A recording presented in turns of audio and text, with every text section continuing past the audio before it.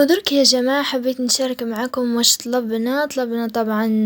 احنا شوفوا درنا طلب جماعي واشتركنا يعني مع بعض في الاكل. طلبنا شاورما ساندويتش وشاورما بلا وتاني كبدة. وهنا هذه صورة جماعية لكامل واش طلبنا يعني مع بعض. بيتزا صراحة الاكل كان تحفة، تاكوس كل شيء كان روعة، المطعم كان روعة، الطلعة كانت أروع ما يكون. درنا تحديات، ضحكنا يعني خاصة بعد فترة فوتناها نتاع اختبارات وتعب يعني، فاستمتعنا في هاد الطلعة مع بعض. وتاني هاد البلا يعني كان تحفة. وهنايا خدينا صورة جماعية أنا والبنات، وبعدها توجهنا لدار الثقافة لأنه كان هناك حفل.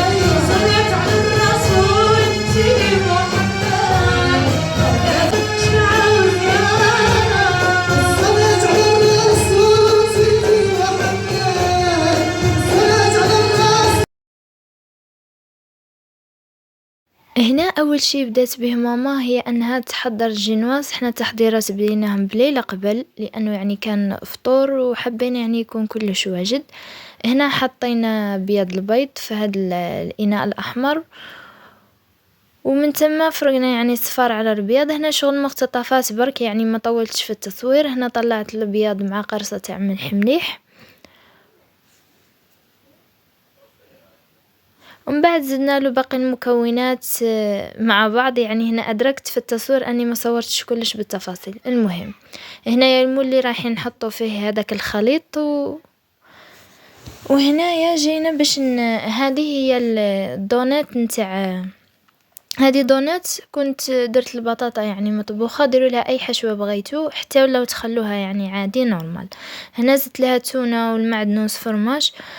هذيك خليناها تقلص ليلة قبل، من بعد الغدوة اللي غير خرجناها قليناها طول. وهنايا هذه الحشوة نتاع مملحات القلب هذيك، زيتون مقطع رقيق، تونة، فرماج وياورت طبيعي، باش يعني تقدروا تمشوا هذاك المزيج في هذيك المملحة نتاعكم.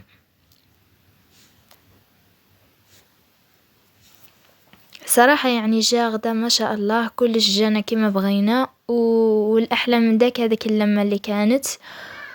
وأكيد يعني أي جمعة تعبانة تكون مميزة. وما شاء الله عليهم يعني التصوير. دوك راح نحط لكم كامل مقاطع، تبعوا الفيديو الأخير. هنا هاد المملحات ماما قالت لي يعني هي حبت أنها تحطهم في هاد النوع من الصحون. وهذه هي الحشوة كما كانت. وهنا من الفوق طبعنا برك فرماج شرائح يعني على شكل قلب وحطيناه. هنايا الأرداف تاني درناها على شكل قلب. سبحان الله يعني كلش على شكل قلب كأنه الفيديو تقريبا يعني كامل كما هكا. هنا هذيك الدونات كي قليناهم.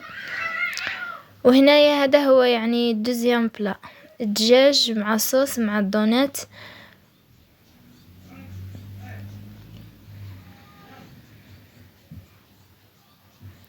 هنا كنت خدمت هاد لي ستيكرز يعني حبيت نحطهم هكا يعني شي مختلف وبسيط.